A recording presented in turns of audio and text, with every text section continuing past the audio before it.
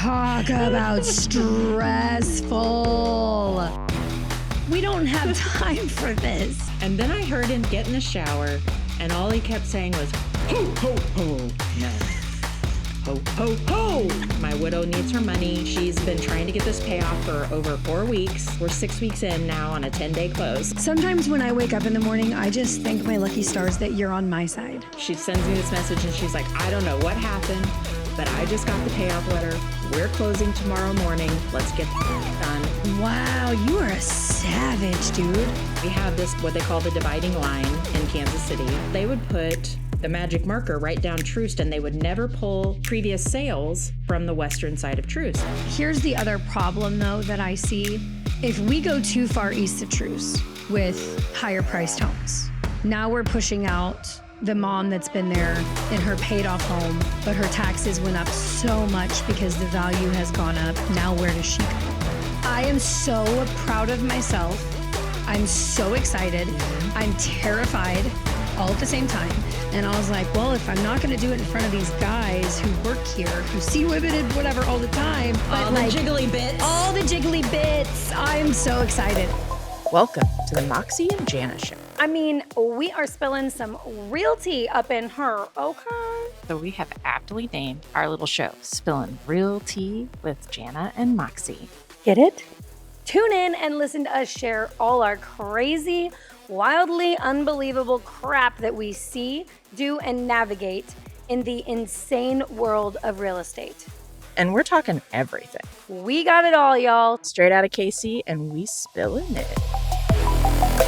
Hey, Moxie. Hi, Jana. I love your background. Do you like that? Do you like all that? We both have new backgrounds. Look at us. And we didn't even plan that. Like, I didn't know you were going to have a new background. No, me. Girl, I got this painted. I got Mr. Moneybags, I got Sold with Real Moxie. I love it. I don't know if I'm doing that backwards. I don't know. No, it's perfect. You're right. You're good. I love it. I love I'm it. excited. Yeah. My girlfriend, Corby, did it. She's awesome. So if you need a mural painted, Corby, be your girl. Okay. Duly noted. Duly Yeah. noted. Hey, do you want to start with your story time on your client appreciation party this weekend? Yes. Because I actually saw Kelsey at a closing this morning, and I asked her, I was like, hey, how did it go on Saturday? And she's like, oh my God, it was amazing. Well, other than that one thing. And I was like, the one thing? So hopefully you'll share that with us too. That was kind of entertaining. Oh my gosh, that one thing. Oh my gosh. Talk about stressful. Yes. Okay. Yeah. So Sweating bullets. Oh girl, next level, because I was buying food. I'll tell the whole story because it was stressful. Okay. Like I have a Whoop.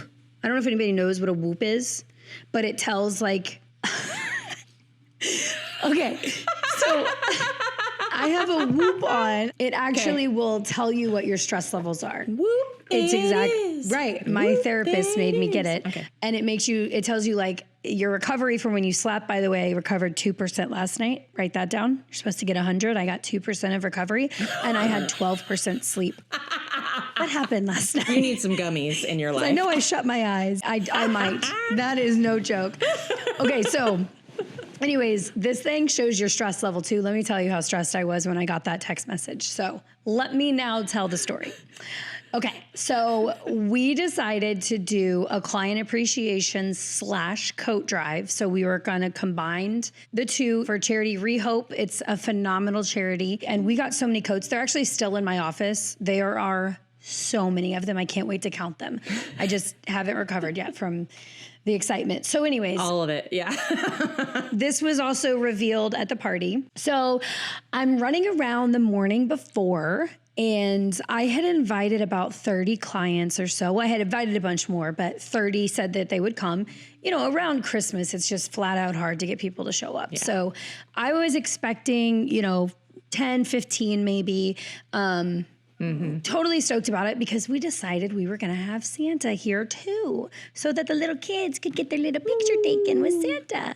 So the party started at 2. I was out getting the last minute details, the last minute stuff, and then I got a text at 11:30 that said Santa doesn't feel well. He can't make it.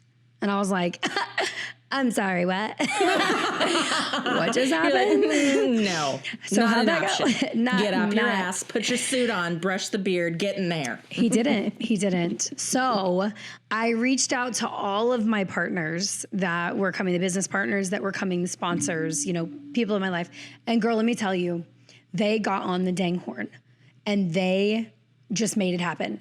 One of them's like, we're sitting here brainstorming. We're trying to figure it out. One girl's like, I've texted 17 people. One guy's like, oh my gosh, I just called four or five people. And I'm like, I don't even need Santa to look like Santa. I have the full outfit. I just need a person that's willing to go ho, ho, ho. So I need a warm body that will say ho, ho, ho. last minute on a Saturday during the holiday season for 3 hours. Okay. Like, no way this is happening. So at the end, I was just going to do Santa because I didn't really know what else to do.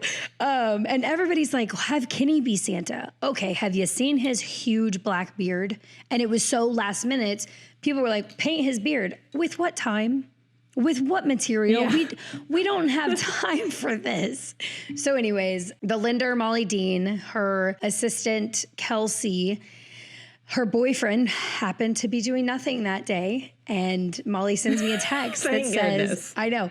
Molly sent me a text that said, Sam just said he's going to jump in the shower and practice his ho, ho, ho. And I was like, yes. And let me just tell you, Jana, he ended up being the most perfect Santa. Aww. He's kind of skinny, so that, you know, whatever, we can't have it all, but not skinny. He's not a skinny guy. He's not fat like beggars Santa. can't be choosers. Exactly. That was exactly my thought. So we have our party. We ended up having 26 clients come. One couple brought 20 jackets. 20. She said, yeah. Yes. So we probably have, I would say, looking at this box, I bet you there's 60 jackets over there, which is unbelievable. We had 26 clients come that we got to hug on, love on, be with, you know, story time. It was wonderful. And then we had 42 people all together between our sponsors and different people that came through that were more real estate related. So it was wonderful to see everybody. I can't wait to do it again next year.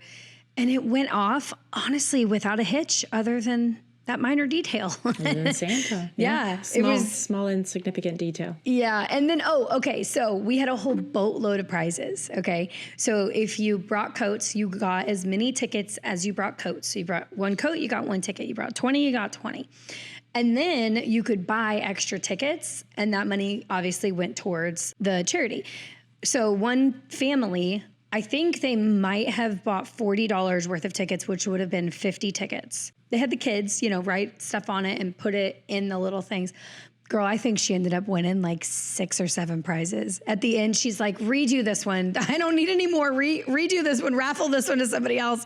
And then she texted me later. She's like, I know. She's like, I'm so sorry that I won so much. I was like, why? You donated. Like you did your part. That's what these gifts are here for. It turned out wonderful. It was such a good turnout. So thank you for everybody that came, that's currently listening. For those that didn't come and donated, we appreciate you there too. For those who couldn't make it, I totally understand. We're still friends. Just send me referrals, and there you go. There you go. You can make up for it. Yeah, absolutely. By doing that. Okay. So what was the organization, though? It's Rehope. What is Rehope? So Rehope is for trafficked women and domestic violence. So women that are in either sexually trafficked or I believe even work trafficking. I don't know the right terminology for that. And then domestic violence situations. So it's a really cool charity. My church also is very involved with it, but I have a friend that's very involved. She kind of works there. It's a wonderful organization. And I've been out there. They call it the farm. The facility was cool. They had all the things that you would possibly need. So yeah, it was really cool. It's a great organization. I'm super stoked to be even a portion of being able to give these jackets because, you know, some of them are men. Obviously, we don't have men at that organization, so we're going to find a different charity to give the jackets that they don't use, but I'm pretty stoked to make sure they stay warm. They got hats and scarves and gloves coming too, so I'm pretty excited. Oh, so sweet. I'm glad it was so much fun. It was pretty hilarious when Kelsey was sharing that story this morning during the closing. She's like, and then I heard him get in the shower, and all he kept saying was, ho, ho, ho, no. Ho, ho, ho. No. Ho, ho, ho. No. He was pretty dedicated to that dang ho, ho, ho. Awesome. Yeah. He really was. Yeah. He's like, I'm doing this. Yeah. I'm getting it done. Yeah. And at one point, funny. there was 4 kids standing in front of him, just like Aw. enamored by the fact that he was Santa and he had candy canes and like and I got a really cute picture of all of them just standing there looking at him. And, you know, I would say there were probably 10 or 11 kids that came through all together, which I think is pretty great. But we got some really cute pictures of some kids, and it was great. I had so much fun. I had such a great time. And a great organization to boot. Yeah. Such a great organization. I love your story time. So I have a really interesting one. I have a seller client whose husband accidentally killed himself last January. He was a county sheriff. He was cleaning his weapon in his home, and he accidentally shot himself. Yes. Whoa. Awful. Awful. Whoa. Yeah. It was really unfortunate. But so they were kind of already separated, and she was living in Ohio. And so she actually had to come back and kind of, you know, go through the probate process and take care of his affairs and all of that kind of stuff. Anyway, so she's got this house that they've owned for a really long time. They owe very little on it. And she's like, I need to sell it. So they reached out to me, went over, met with them, all that stuff. She gives me all this information for the title company, like who the payoff, you know, should be ordered from, what she believes her loan balance is, you know, all of that stuff, right? We went on the market, and in less than 2 or 3 hours, I think we had like 6 offers or something like that. Nice. So it's super crazy. All of them were cash. All of them were quick closes. Like we were like, hell yeah, let's do this. Yeah, that's awesome. Right? It was pretty awesome. And the one we ended up picking was quite a bit over our list price because he really, really wanted it. Nice. So we get into title, we start doing all of that. And the title company, this payoff from Rushmore Servicing, which is a division of Mr. Cooper. She orders the payoff. They're giving her the big runaround. They won't talk to her. They say they need the owner's permission. She calls in with the owner. They had her verify a slew of information, and she's had communications with them previously. So anyway, whatever. A lot of information. They say they'll have the payoff letter to her in like less than 3 days, 72 hours, they said. Okay. 2.5 weeks later, after calling every single day, both of them, the title company and the seller, one takes a morning shift, the other one takes the afternoon shift. They are literally calling every day. Wow. They sit on hold for an hour. They talk to somebody new every time. This somebody tells them, it's already been sent. Or, no, we've already sent it 3 times. I can see the request in here. Do you want me to cancel it and start a new one? God, for the love of no. Please don't do that. Weeks go by. Weeks. We had a 10-day close. Okay. And it's been weeks. Weeks. So we're on week 4, and I am getting frustrated because she's stressed out. She needs to sell this house. Yeah. She wants to pay off the loan. She was on the verge of foreclosure. Like, it's been a whole thing. She wanted to get this wrapped up, and she actually was going to be making some money off of it too, like quite a bit of money. And so she wanted to get her house sold. We couldn't get a response from Rushmore Servicing. No one would talk to us. They were giving them the runaround. It was a freaking mess. So I kind of did something I have not done quite so publicly before.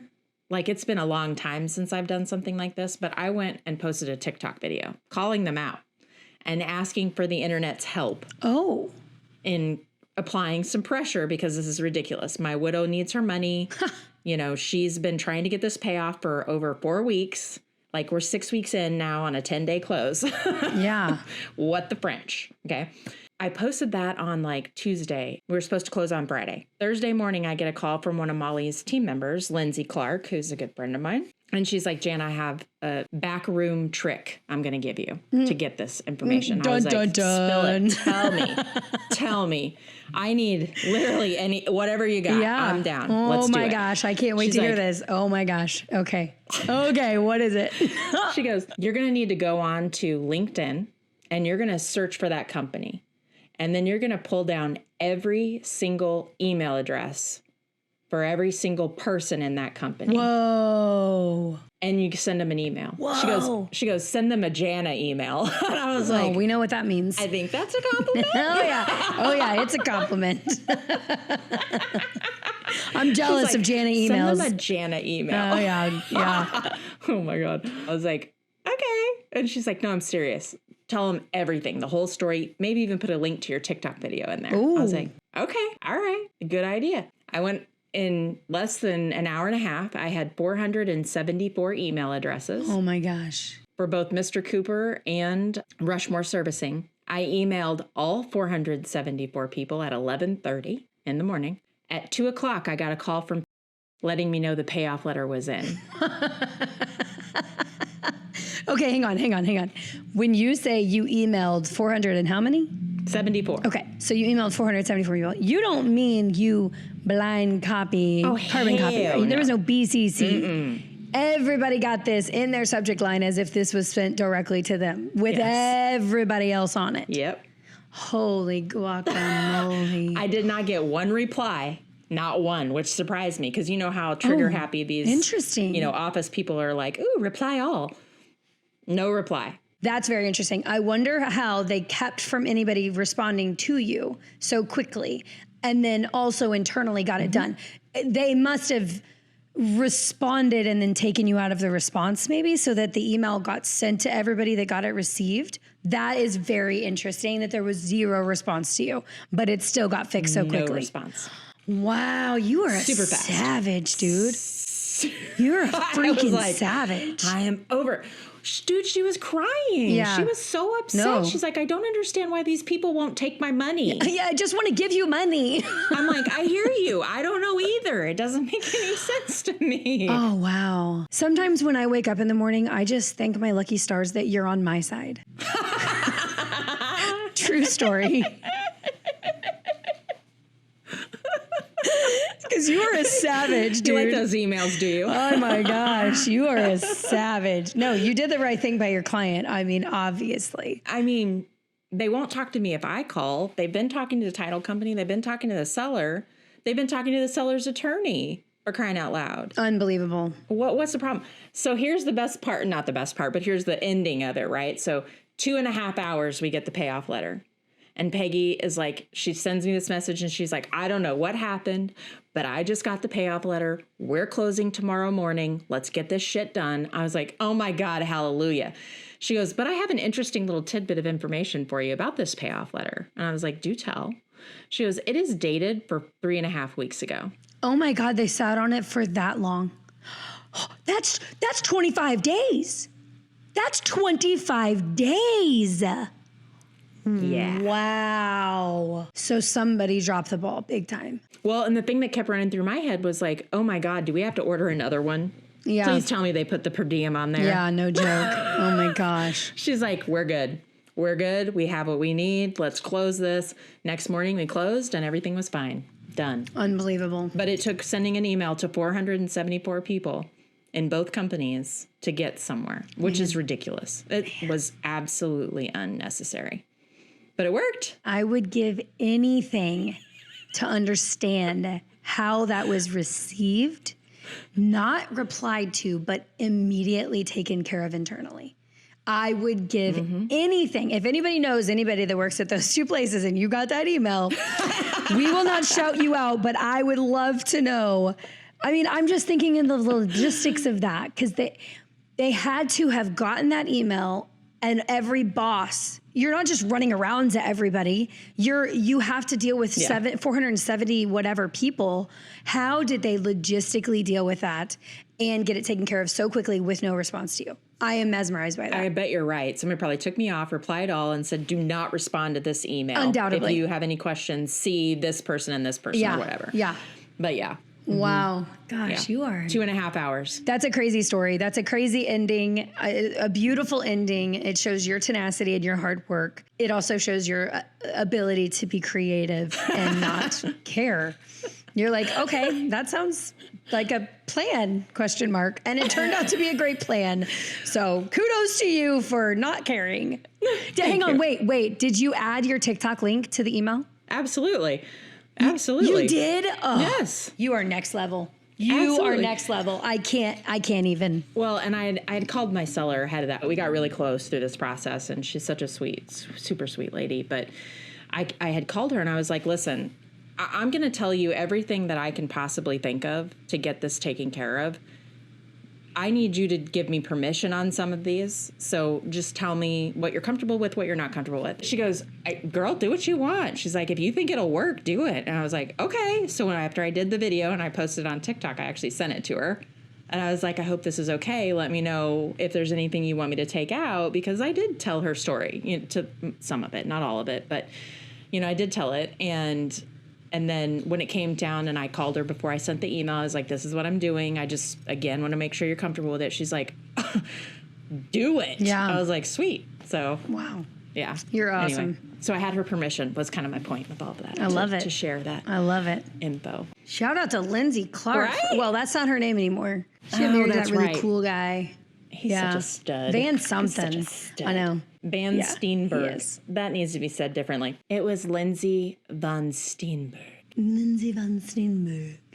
Okay, whatever. I don't know where that last name comes from, but it's not Lindsay Clark. She is freaking, I will tell you, she's helped me out with little stuff like that. That's not little, but in the past, she'll see something I post on TikTok or Instagram and call me and go, hey, have you thought about doing this? I'm like, that's actually a really good idea. Yeah, I'll do that right now. Oh, that's cool. You maybe don't know why I have such an affinity for her. I absolutely adore her.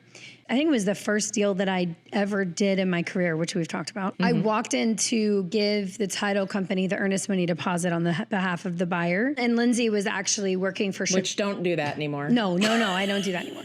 This is my first deal. I was all sorts of excited. I know. Lindsay was actually working at Chicago Title at the time. And we're close to the same age. And I walked in and she was like, so, how's it going? And I was like, I don't have a freaking clue what I'm doing. Can you help me figure out what I'm doing? And she was like, why don't you meet my staff? And so she introduced me to Kelsey Toole. Meet the people. Yeah, pretty much. She introduced me to Kelly Jones, who's now Kelly Schutte. And Kelly's been my title girl since then because she plays by the rules. She doesn't let people walk all over her. And she also is not fraudulent, which I think is a big thing.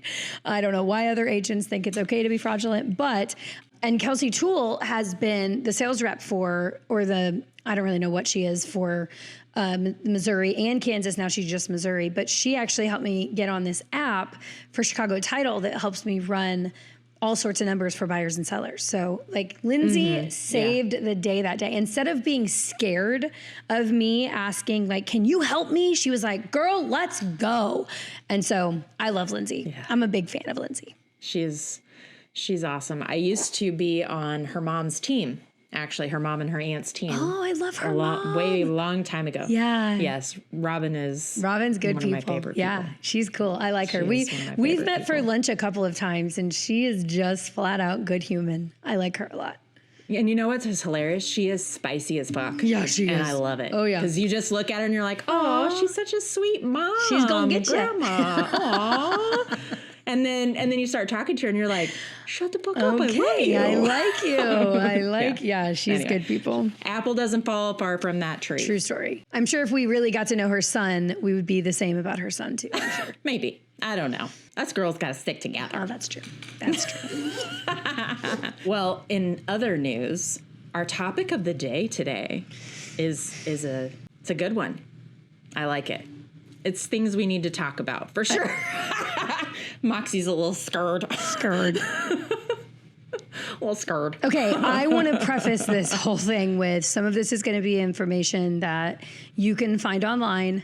Some of it is going to be opinion. We're not going to necessarily source our stuff because a lot of it is going to be things that we've heard. We're not going on, to court with these things saying, no, this is hearsay. So I just want to preface this with just do your own research, okay, folks, because there are going to be some opinions. But the other part of this is there's a chance I talk very passionately about this because this is something I hold very near and dear to my heart. So get ready. Are you ready? Jesus. Okay, Jana. Okay. Start us. I'm curious to see how this plays out with us because we are typically on very different ends of the spectrum on a lot of things, although I don't think this is one of them.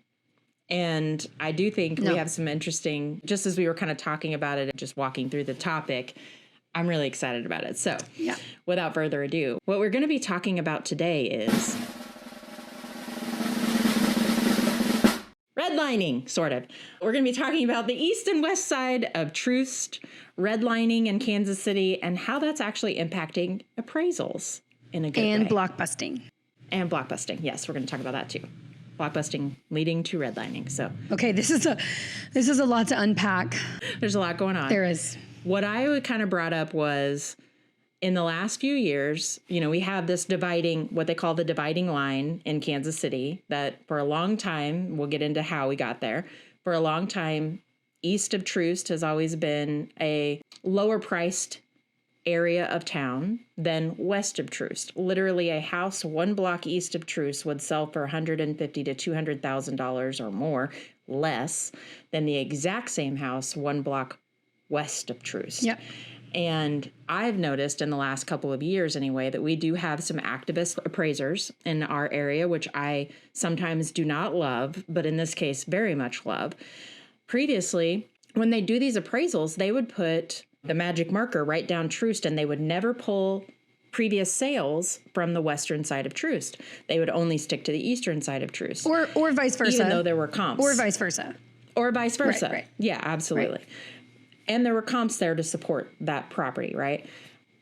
In the like last couple of years or whatever, I've started to see them cross that line. And it makes me so happy because the values in these neighborhoods are being both positively and negatively impacted by that. Yeah. But it needed to happen. Mm-hmm. It needed to happen for sure. Yeah. So I'm curious what your thoughts are on this whole thing. The interesting thing is, and I don't know if this is still around, if anybody is listening to it and it is, please comment or get with me and let me know for sure. But there was something called the East of Truth Coalition. And they were a group of, I believe they were volunteer. They were just a group of people that wanted to push the agenda forward to move the needle east of Truth. So instead of a house being $30,000 just because it was east of Truth, let's go ahead and make it realistic. Let's move it up to its normal. Let's match it to west of Truth, 120,000 or whatever the number may be. So this group actually put together a gigantic organization that they put us, you had to buy tickets. You met at this little charter school, and they then put you on these huge charter buses, and they drove you around the inner city on the east side of Truth. And they took you to Habitat for Humanity houses. They took you to some lower scale neighborhoods that had some potential growth opportunities. And you could see the reason they were doing that. And I say they were taking us agents down there so that we as Eastern Jackson County or Johnson County, Kansas, or north of the river agents who may not go to the urban core often would potentially open our eyes to say, oh, okay, so, college and 37th really isn't that bad as long as we're focusing on that area. So I went to a lot of different events with that coalition, and I went on that bus tour. It was really cool to see. And it was cool to be able to sit there with agents. Oh, and they ended the night at 18th and Vine at this jazz bar that was, love it. Yeah, it was free food. I think we got like 2 drink tickets or something. And just to give us, let's also learn what 18th and Vine is. So it was really cool to see that happen. And so I personally have purchased a home 1 block west of Troost. And I purchased it for $34,000. It was $34,000 or $37,000. I put way too much money into it and ended up selling it for $137,000, I believe. And it's only because I had the knowledge that there is an option right here, 1 block west of Troost, but that exact same property to the east of Troost, still to this day. So that was when I met my husband. So this was 6 years ago. And it was 6 years ago in December that this took place. So to this day, if you go back to that house, it's now worth more. If you go 1 block east of Troost, it's still a $30,000 house. It blows my mind that even in 6 years, with all the coalitions, with all of the people coming together, that we still haven't really moved the needle all that much. So to me, the fact that we're hearing appraisers now say, you know what, we're gonna comp this fairly, makes me pretty excited about life, truthfully, because not only that, but you also have the lesser demographic on purpose. It's almost like they're holding these people down. It blows my mind. It blows my mind because they also had what it's called food desert Is that what it's called? So they had a They had food a massive desert. food desert. Still do. Massive. In quite a few of those areas. They still do. And now they moved the bus stop for the Walmart on Blue Ridge, but it's okay. The bus stop is still close enough to Walmart. I went to that, I think it's a Sunfresh there. I went to that groundbreaking was 5-6 years ago. And the mayor was there and, they were doing this whole political thing with a cutting of the ribbon. And I was a little confused as to what was happening. And so I asked someone, I was like, why is this such a big deal? And they said, where can you go buy groceries right around here? Oh, well, Dollar General. Oh, because they have quality food. No offense, Dollar General. But they inherently, you go in Dollar General and you see sugar or carbs. And that's pretty much the extent. Lots of sugar. Lots of sugar, lots of carbs, lots of low budget stuff, which I know a lot of people need. But on the turn of that, there was nowhere for people to go. And for the people that were in that urban core that didn't have cars, that relied on public transportation, and that Walmart hadn't quite been where it was yet maybe, but the Walmart was the only thing that they could do. So they got to ride the bus all the way to Blue Ridge and then get their groceries, carry as many groceries as you can to ride the bus home and then walk it home. So it's been interesting to watch. And I have no idea, Jana, why. I've been in 7.5 years now into real estate.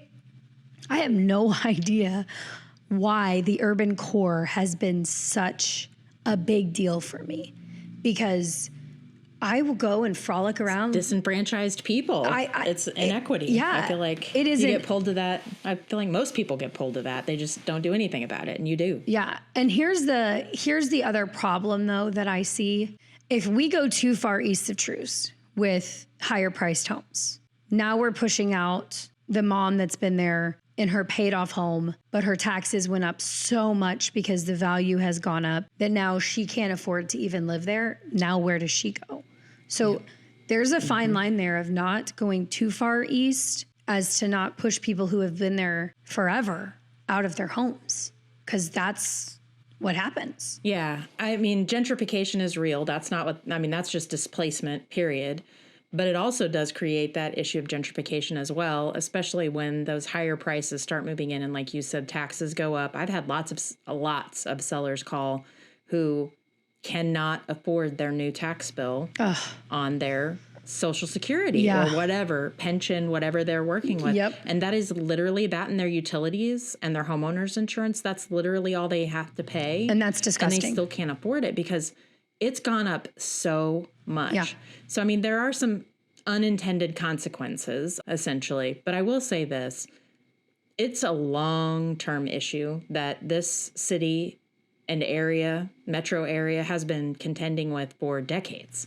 I mean, it was started by a fairly large local real estate mogul that came in and started doing that blockbusting, scaring people 70s, into right? leaving in the 60s. So tell us what he was doing, because I don't think everybody knows what redlining blockbusting is. So blockbusting, essentially, this gentleman and his team of agents, because they were actually real estate agents, were going into these neighborhoods and scaring people into thinking that there was a lowbrow, low-quality crowd moving into their neighborhood, and they better sell their house to them, usually, now, so that they can preserve their value and get their money back out of their house and then move them out into some suburb. And they did it. And they did it. And they did it a lot. A lot. So much so that we have a huge redlining exhibit at the Black History Museum now, actually. So the blockbusting, they were going in, they were scaring people, they were getting them to sell their homes, oftentimes to them, which is a completely different issue.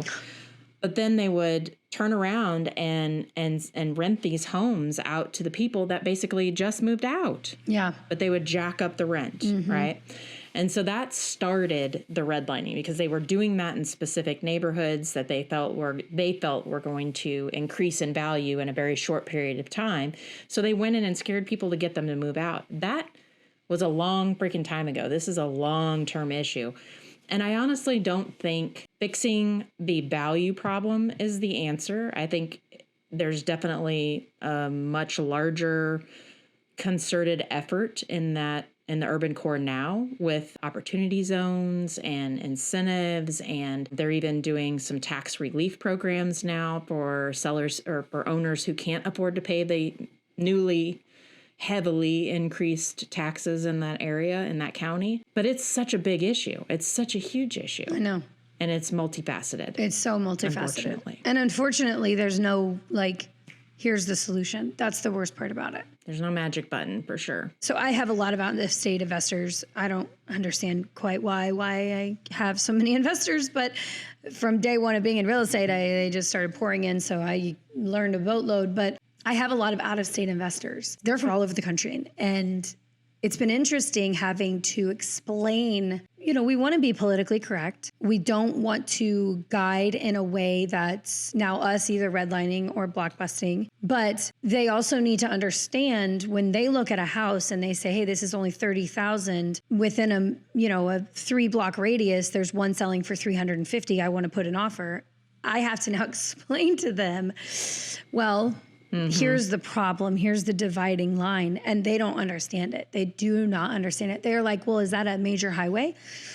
No, it's just a street. It's just a road. It's just a regular old street. It's just a street. I've had different investors come to Kansas City and sit in my car, and I take them on the tour of, all of Kansas City, depending on what they want to look at. But it's interesting to say, this is the lesser part of town. And once we blink and go just a little bit further west, it's going to be a completely different situation.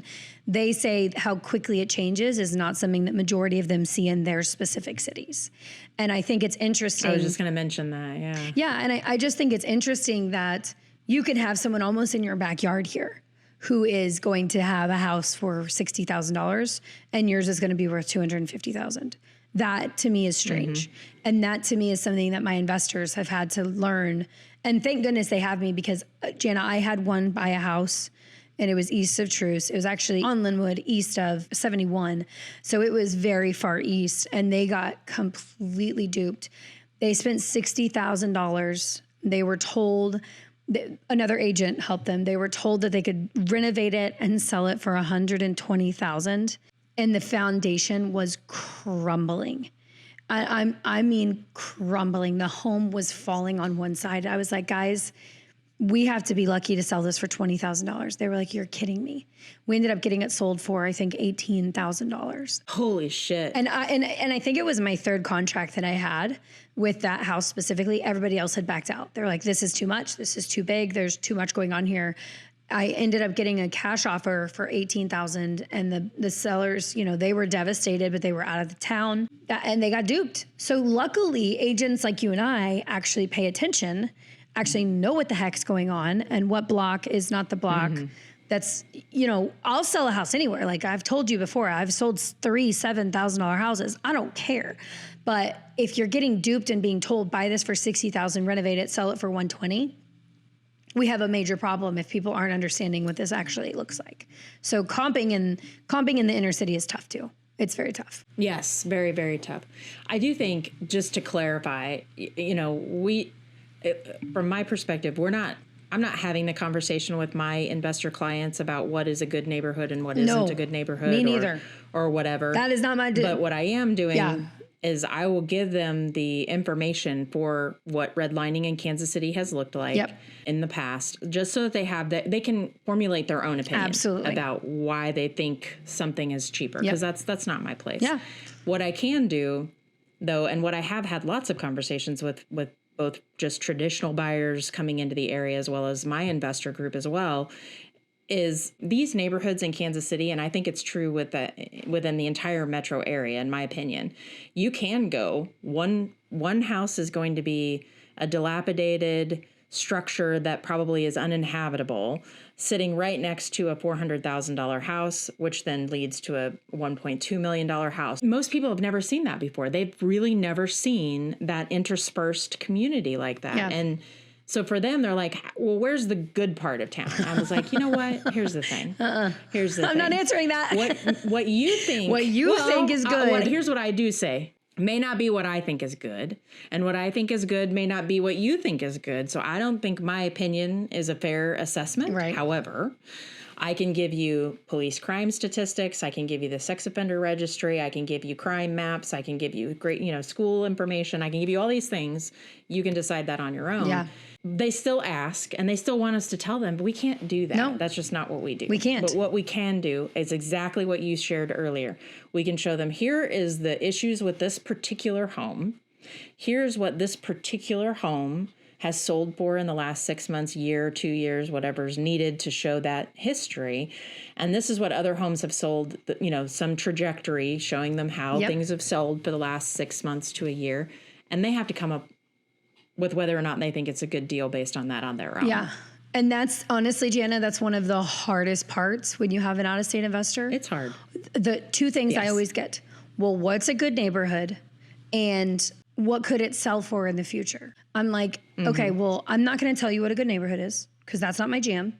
If you may think a completely different thing than me. So I literally will never tell you. Same with school district with a normal home buyer. I'm not going to tell you what a good school district is. First off, I ain't got no children, girl. You do your own thing, okay? So I will never tell them whether or not I think a neighborhood is good. I will tell them, obviously, pull comps, which surprise them. I think the comps, the way that I do them, I hope that when I do them and they're real and they're honest, and then potentially they go to somebody else. I've had somebody go to somebody else and they're like, well, they said that I could actually get, so maybe I told them they could get 70 out of it, right? Renovated. Well, this person told me I could get 150. You need to do you, boo. And then they come back to me and they're like, I can't get 150. The best I can do is 75. I'm like, yeah, I know. I was conservative. So I try to be as honest as possible. And thank goodness I learned how to comp the inner city because it matters. It really matters. How to comp it is so vital. And these investors that are just out here making bad choices because somebody's fast talking and I'm out here just slinging houses, slinging to the next one. I heard that on my voicemail the other day. I'm out here just slinging houses. Okay, I can't wait for you to represent me. But I just get so frustrated with me being as honest as I am. Sometimes it deters people and I just try to make sure my people aren't getting screwed because I'm the one on the hook if they do. Right. So one thing that I found works really well, especially if you've never worked with the appraiser that's coming to, do the appraisal on your listing before, I actually put together a booklet. And I've had one guy tell me, he goes, I was a little offended when you handed me this, but frankly, it was very educational and I appreciated it. And I was like, really? Okay. What about it did you like? He's like, it's a little booklet and it talks about what the high level history of redlining in Kansas City, especially if I'm in those neighborhoods.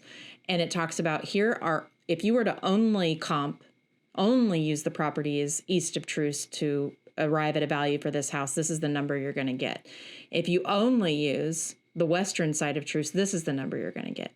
If you blended those and pulled the exact same floor plans with the exact same number of bedrooms and bathrooms as close as possible with some minor adjustments for condition or whatever, this is the number we should be at. And this is why we made the offer, why we accepted the offer that we did. I've had a couple of them come back and tell me, I didn't really even think about it. We have some natural boundaries that we pay attention to, but I like your argument. And, we've actually gotten pretty good appraisals out of doing stuff like that. Now, some appraisers do not love that. Right. They do not want to be told anything right. remotely related to what comps or anything for sure. Yeah. But more often than not, it ends up helping. But I can't wait for that day when this becomes less of an issue. But I do think that it's going to take really strong people like you, like me, like appraisers, the activist appraisers that are getting involved in their community and really paying attention and having the conversation and being open and upfront about it.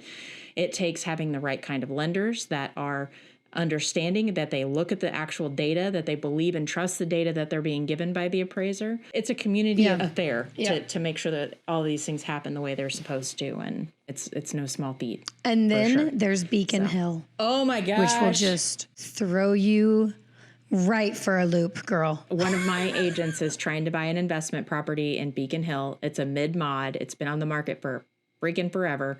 And it is 2-bedroom, 1-bath ranch, mid-mod in Beacon Hill, next to brand new construction, $1.3 million, 3-story homes with brand new, beautiful landscaping and driveways and all this alleys and shit. And it's just teeny tiny mid-mod. And she's like, what do I do? And I was like, well, you're going to have to go outside the area to pull any comps because it's a specific mid-mod floor plan that's kind of special. So it needs to be checked anyway. But I was like, you're going to have a real rough time. Here are 3 appraisers that I work with a lot. And I would just call all 3 of them, give them the address and say, can you give me a guidepost on where you would be on this? Because that's a struggle. Beacon Hill is rough. Yeah. Rough. Oh, man. To figure out. Man, it's tough. But, man, those views of downtown from Beacon Hill. Oh, golly. It's like the $1 million houses in Briarcliff with those views just speaking to my heart, man. And I love the Briarcliff ones because they're over the river. And so, I love it. I just love downtown, though. You get the river view, too. And you get a really good kind of far away skyline, too. Kind of like that. A little far away skyline, too, with the river in front. Yeah. So pretty. Yeah. So pretty. So cool. I know. There are some really great neighborhoods nestled in the Kansas City area. Yeah. Quality Hill being another one. Yeah, I lived in the Volker neighborhood. Love. I lived in Quality Hill, really close to Quality Hill. I lived in the Bella Reeve property, which is owned by Mac Properties. I think I've talked about Mac Properties here before. They're the ones that buy the whole entire block and renovate and kind of. Anyways, it was spectacular. It was at 35th and Gillum. Oh, I loved living there. I loved it. Awesome. Costco was my backyard, and there was nowhere to grocery shop, so I'd have to go to Westport. But that worked out fine for me, so I didn't really care. It was wonderful. And then I bought a house in Waldo, thinking so. It was at 84th and Ward Parkway when I bought that little house, and so I moved from Midtown where there's sirens and dogs barking and car horns and people yelling and. I moved to Waldo and I thought, it'll be fine. It's Waldo. It's only 7 minutes from the plaza. Girl, I might as well have moved to the middle of BFE. The amount of noise that I lost, I love the noise of the city. I love it. I can just go right to sleep. If we're talking crickets and howling dogs, I'm ready for someone to come out with a knife. And that's what I live with now is crickets and howling dogs. And I'm just waiting for. I was going to say. I know. That's where I live. I think we've talked about this. Like, I don't live in the urban part of the city. I'm in Shawnee, but, and I'm in a subdivision. But Bryant and I talk about this a lot because I'm like, I want to opt into the craziness. I want to come into town for a defined period of time and enjoy that. Yeah. But then I really would like to be way the fuck out of there. No. On acreage where all I hear are crickets and the wind. No, because then I'm just waiting for him to jump out of the bushes and kill me, okay, with a knife. And literally, and then in my head, this is how it would sound. I know. That's what's going to happen. Anyways, there's blockbusting and redlining. And again, these are a lot of our opinions. So look up your own facts. Okay. And just to wrap that up a little bit too, if you are someone who's thinking about buying or selling in that area that we're talking about in the urban core, definitely talk to a few people, definitely get lots of opinions and work with someone you feel like represents your best interests and that you trust the information that you're being given. Yeah. And if they tell you your house is worth $250,000 and you know darn well it's not, but the pipe dream that they're feeding you just to get the listing, nobody wants to go down that route. Sounds so good. Yeah. Nobody wants to go down that route. Let's get realistic and not, because that's a heartache on you. That's not a fun thing for you as the seller at all. So anyways, don't let them lie to you. Don't let them lie to you, pumpkin. Exactly. Okay. Time for Off the Record, Moxie. Okay. Why were you late today? I was late today. Can I tell you why I was late today? I was sitting here all by my lonesome staring at the black screen. I know. Where is Moxie? Do tell. Where is Moxie? Here she is. Okay, so we're leaving for Cabo on Friday. So it's Tuesday. And we're leaving into 3 days. And I did something crazy today, Jana. I did something crazy. And I was so excited. And Did you go get everything waxed? Is that what we're talking about? No, that's old news. That's an every month thing. Yeah, that's old news. I went and bought a bikini. I went and bought Holy mother of pearl. 2 bikinis. I am going to be on the beach in Cabo in a bikini. Can I tell you? Never in my adult life, and when I say adult, I mean after the age of 11. Adult body. Yeah. Never have I worn a bikini. Never have I even considered. Oh my God, I'm so excited. I'm so excited. And the lady, she was like, you know, these stretch marks, those are just a badge of honor. I was like, girl, if they meant because I had a child, you were right, but they're not. So it's just because I was a chub. But I don't care. I don't mind the stretch marks. It's all the rest of the stuff. Girl, I bought 2 swimsuits. I am so proud of myself. I'm so excited. I'm terrified all at the same time. I could not believe that I was running around a swimsuit store in a 2-piece in like essentially a bra and underwear. It felt weird because then there were guys and I was like, well, if I'm not going to do it in front of these guys who work here, who see women in bikinis or whatever all the time, I'm not going to do it. So I was late because I was buying bikinis, and I'm not gonna lie, I'm so excited. I'm terrified. Oh, I'm so scared. Oh, I'm so scared. But I'm so proud of myself. I'm so proud of myself, and I can't wait to do it. So are we talking like tube top situation? Or we got like straps? One of them, they're actually both tube top, but they both also have straps that I can, you know, take on and off. Okay. And then full on bikini bottoms. They're you know, they're a little bit higher, not like up to here high or anything, but the bottoms are a little bit higher. I don't have the bottom side for that. Covers my tushy like a normal human should. Go cover your butt cheek. But yeah, no, full on 2-piece real, because forever all I would wear was tankinis. That's it. So I would have the full tank, and then I would have the skirt, you know, like I'm 75 and I'm not. And so that's all I've ever worn, ever in my whole entire life. And so the fact that I got full on 2-piece, tummy showing, booty out, boobies out, not really out, everything's covered. But all the jiggly bits. All the jiggly bits. I'm so excited. I know for most people listening to this, they're like, what? She went and got bathing suits? No, for the first time in my adult life. All the ladies understand. All the ladies get it. And let me just tell you, I'm going to shout out straight up to this, okay? Swim Things in Blue Springs needs a gold ribbon for how good they are. When I went there in May, it was the first 1-piece that I had ever worn in my life. And those girls, she was like, okay, you're going to not like this swimsuit, but I need you to go try it on. And I was like, there's never going to, she's like, just shut up and go try it on. And so I did. And that's the one I bought. Today, the woman was so incredibly nice. She was so involved. She was so honest. And she was so kind with her words. Because, you know, there's parts you could be like, girl, you look fat in that, right? Like, oh, that one pinches you a little too much. She was so perfectly eloquent with her words. If you're looking for a swimsuit and you want someone to care and you want someone to be kind and patient and creative, she picked out the bathing suit I ended up getting. Like 2 of them, actually, both of them. She literally picked them both out for me. And so Swim Things, Blue Springs, 40 Highway, I'm giving a gigantic shout out to those people because I don't know anything about their pools. I don't know anything about their hot tubs, but I know about their bathing suit and I know about their customer service. If anybody's looking for a bathing suit, go there because they will change. I left there on cloud 9. Most people leave bathing suit shopping and they're like, oh. I left there on cloud 9 and it was absolutely spectacular. That's awesome. So that's why I was late today. Sorry, not sorry, because I got 2 bathing suits and I can intertwine them. So really I got 3 bathing suits, but I spent a boatload of money. Just don't took any. Oh, shit. It's expensive. Well, let's just say this. By the time this episode airs, he will already have seen me. It will have already cleared the bank account. Yes. He would have already seen you. Yes. He would have already have enjoyed everything. Yes. He'll probably, you know, not whatever. Need to know how much I spent. It's fine. Don't look at the bank account, Johnson. It's fine.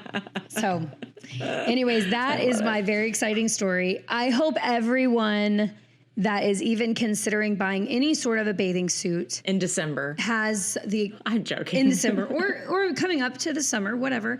I hope anybody that does that has the experience that I was able to have today because it really matters when you have a team. There was 2 women that were helping me. It really matters when you have a team around you that's going to be there supporting you and helping you and encouraging you. And at one point, I wasn't discouraged at one point. I just said, because I don't have a butt. And so, you get droopy butt and it looks like you're wearing a diaper and you can't have that. Looks like you're and so squeezing your at butt one point cheeks I was together like, when you're really not. yeah. Oh my God, oh my God, oh my God. Yeah. And so at one point I was like, what do we do about the fact that I don't have a butt? She looks at me dead in the eyes and she goes, you keep a good attitude and you don't get discouraged and you go try on the next one. And I was like, holy guacamole, lady. Like, you have helped some women buy bathing suits. So anyways, that's my soapbox for the day. I love it.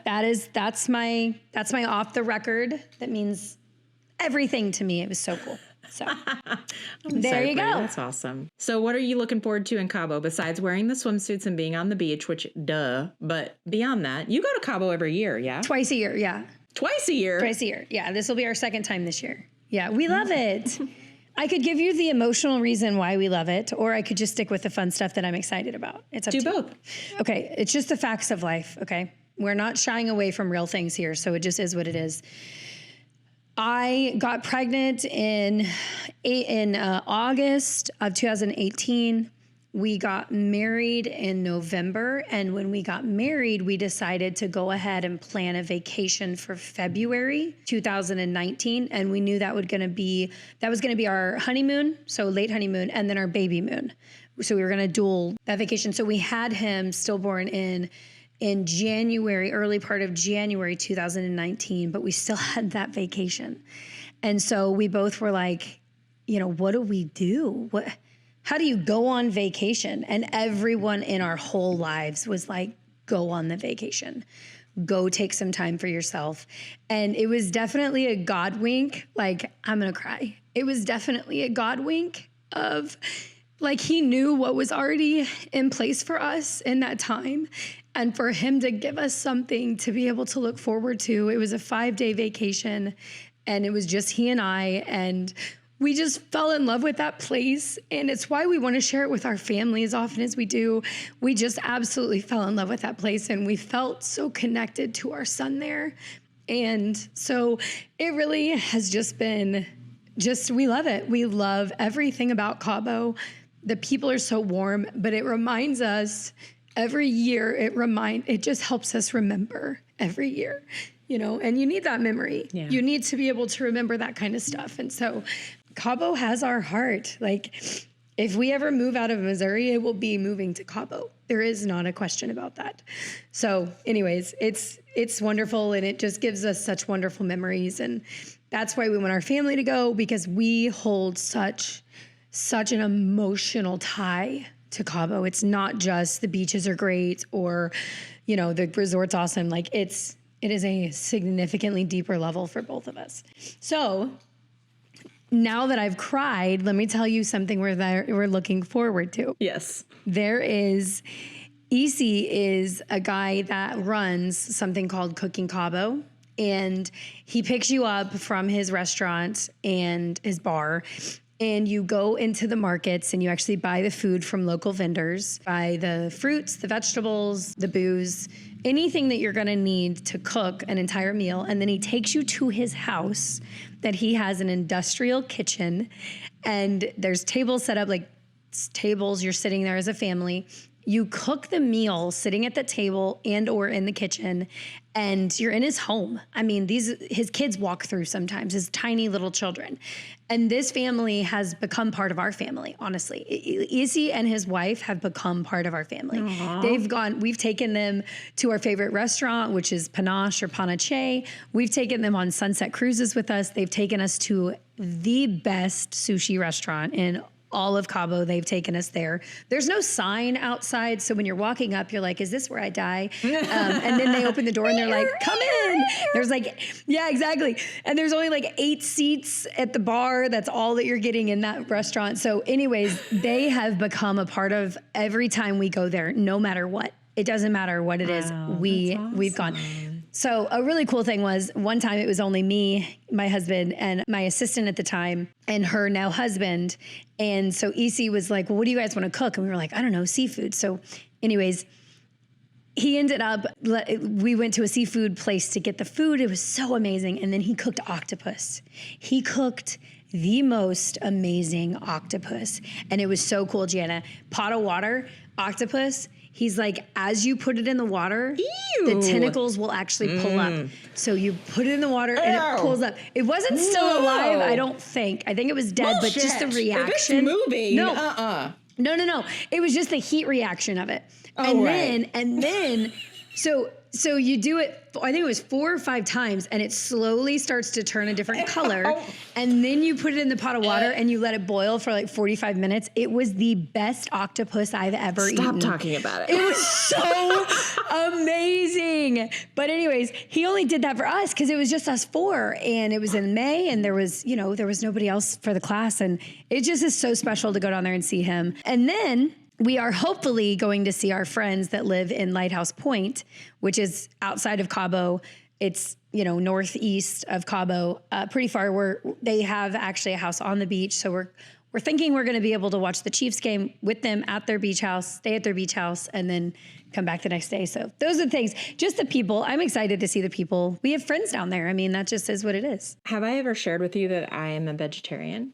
Okay, so pretend like it was seaweed. Even then, seaweed. Gross, nasty, nope. So for me, you don't even like seaweed? No, I don't eat any fish, no chicken, no meat. Seaweed is veggies. I know, but I can't do it, but I'm gonna get to it. I do eat a little bit of a ground hamburger in my tacos, but it's very, very little, like light meat. Okay, that's it though. Nothing else. So no bloody steaks, no mid-rare steaks? No. Okay. No, and in fact, Bryant cannot order a bloody steak with me because I will actually throw up. Oh, like I will throw up. All right. Throw up. All right. Like, bleh. But it's not a philosophical issue, and it's not because I don't like the taste or anything like that. I don't like chewing things. I want crunch or slurp. I cannot handle the chewing. Also, somewhat knowing that they used to be like living, breathing creatures just freaks me the fuck out. It just does. I don't like it. So you're talking about some exotic fucking octopus thing going in and the tentacles like... Yeah. Is it bad that the whole cow that's in my freezer I named and I videoed and put him on Snapchat knowing I'm going to eat you soon? And you know what? He's as good as I wanted him to be. What'd you name him, Moxie? T-Bone. Hello. So when you say things like, we're eating T-Bone tonight, it could mean... I mean it. Several things. Yeah, for real. I mean it. And Bambi, she's out there too. Like, Ew. Sometimes you just want to eat deer. I love deer. It is one of my favorite proteins. That and duck are 2 of my favorite proteins. No. So I'm a meat eater. I'm a flavored meat eater. So if you shoot a deer correctly, it's not gamey. If you shoot a deer and it's not in the right spot and it runs off, it puts all that adrenaline in its body, and that's actually where it gets the gamey taste. If you shoot a deer and it drops or it runs a little bit, the adrenaline didn't actually get into its body. It is the most decadent. I love the flavor of deer. I absolutely love it. But some people think I'm crazy because I like duck and I like deer and I like lamb and I like all the weird stuff. I don't know. Maybe I'm straight. You want to come over and have some lamb? Absolutely not. Okay. I'll make some for you. I'll eat all the sides. All right. I like the sides. Whenever we go to restaurants that don't have like a Bryant Loves Blind Box barbecue, there's nothing there for me to eat, but maybe some cornbread. I don't even know where that and is. Some corn. What is that? Maybe. Blind Box barbecue. It's like one of those cool barbecue joints. It's kind of like an upscale Gates barbecue. Where's it at? If I'm being straight. There's one in Shawnee. There's several around town. They're really, really good. I mean, from what everybody says, they're really good. It smells but pretty. They don't have any food. And that's the other thing. I love the smell of barbecue and all of that, but I cannot eat it. I can't eat it. To each their own, Jana. Just, save it for me. I'll happily eat it. I don't care. I know Bryant gives me all of his salads and his sides, and I give him all the rest of it. Nice. I like it. Well, this is fantastic today. Yeah. That's all I got. I cried. You made me cry. I made you cry? Yeah, it happens. I made you cry. It's your fault. Hello, gaslighting. Hello. This has been wonderful. I'm going to go pack my 2 bikinis into some suitcases and go to Cabo. Love you. I hope you have a great time. All right. I'll talk to you later. Bye. Bye. Thank you so much for hanging out with us today. We know you're probably potty watching or avoiding doing something domestic today, and we're glad you found us instead. If you've got a crazy real estate story to share, Burning questions you want the real tea spilt on, or maybe you want to sponsor our little production, we want to hear from you. Shoot us an email so that we can collaborate. And until next time, guys, we'll be a hot mess, and you keep doing you, boo-boo. make it a great day.